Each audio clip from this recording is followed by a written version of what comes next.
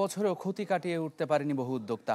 অন্তর্বর্তী সরকারের নানা পদক্ষেপ ও প্রতিশ্রুতির পরও আস্থাহীনতা বিনিয়োগ বাণিজ্যে, যে কারণে তৈরি হয়নি কাঙ্ক্ষিত কর্মসংস্থান। এছাড়া চড়া সুদহার, গ্যাস বিদ্যুতের সংকটে ধুঁকছেন অনেকে, যা থেকে উত্তরণে সরকারের বাড়তি নজরদারির আহ্বান ব্যবসায়ী নেতাদের। রাকিব আল জাবেদের রিপোর্টে বিস্তারিত।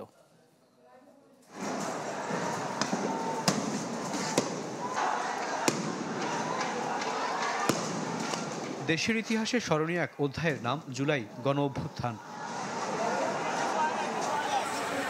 প্রায় মাসখানেকের সংঘাত সংঘর্ষ আর হাজারেরও বেশি প্রাণহানি এদেশকে এনে দেয় নতুন এক বাস্তবতা। উত্তাল সেই সময় ক্ষতিগ্রস্ত হয় ব্যবসা বাণিজ্য, কলকারখানা, যার ক্ষত এখনো বয়ে বেড়াচ্ছেন বহু উদ্যোক্তা। তাদেরই একজন পোশাক খাতের ব্যবসায়ী তারিকুর রহমান সবুজ। আন্দোলনের শুরুর দিকে নারায়ণগঞ্জে তার কারখানায় হামলার পর বন্ধ হয়ে যায় উৎপাদন। পরে দুর্বৃত্তদের আরেক দফা আগুনে ভস্মীভূত হয় সমস্ত স্বপ্ন। ফলে শপাঁচেক শ্রমিক বেকার হওয়ার পাশাপাশি তার কাঁধে এখন প্রায় 28 কোটি টাকার ঋণ। আমার 24 বছরের সাধনা দিলে দিলে আমি করছি ফ্যাক্টরিটাকে।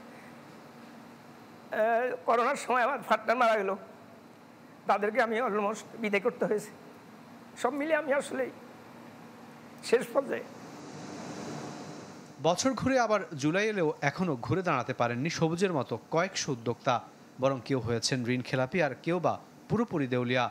বিকিএমইএ সভাপতি জানান, শুরুর দিকে ক্ষতিপূরণের প্রতিশ্রুতি মিললেও খুব একটা সহযোগিতা পাননি কেউই। এত রকমের সংকট, নানামুখী, দেশীয় এবং আন্তর্জাতিক সব জায়গাতেই সংকট। গত 1 বছর যাবৎ পলিসিগত সাপোর্টগুলিও একটা একটা করে আমাদের থেকে দূরে সরে গেল। সরকার আমাদের সাথে আলোচনা করেন না, এটা হলো আমরা মনে করি সবচেয়ে বড় সমস্যা। কারণ আলোচনা করলে একটা সমাধান হতে পারত, কিন্তু ওনারা আলোচনা করার প্রয়োজনটাই মনে করছেন না। জুলাই বিপ্লবের পর দেশের ব্যবসা বাণিজ্যের পরিবেশ উন্নয়নে হাজারো উদ্যোগ নেওয়া হলেও তাতে লাভ হয়নি খুব একটা। বরং আমলাতন্ত্র আর গ্যাস বিদ্যুতের সংকটে গেল 1 বছরে আসেনি প্রত্যাশিত বিনিয়োগ। কর্মসংস্থানের বিচারেও উল্টো পথে হেঁটেছে অর্থনীতি।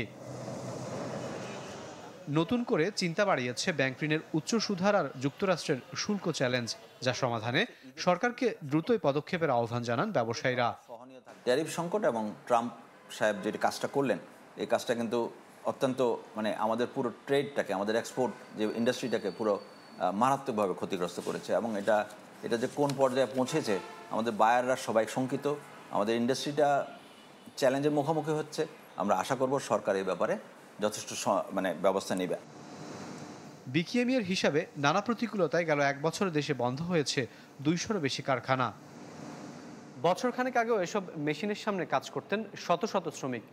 এখানকার উৎপাদিত তৈরি পোশাক রপ্তানি হতো ইউরোপ, আমেরিকার বাজারে। তবে জুলাই আগস্টের টালমাটাল রাজনৈতিক পরিস্থিতি, কারখানায় অগ্নিসংযোগ এবং ভাঙচুরে বন্ধ হয়ে যায় এমন বহু কারখানা। ফলে বছর পেরিয়ে গেলেও ব্যাংক ঋণের দায় এবং কমপ্লায়েন্স ইস্যুতে এখনও ধুঁকছেন বহু শিল্প উদ্যোক্তা। Rakib Al Jabed, channel 24, Fatullah, Narayanganj. JMG Furniture, crafting the perfect balance.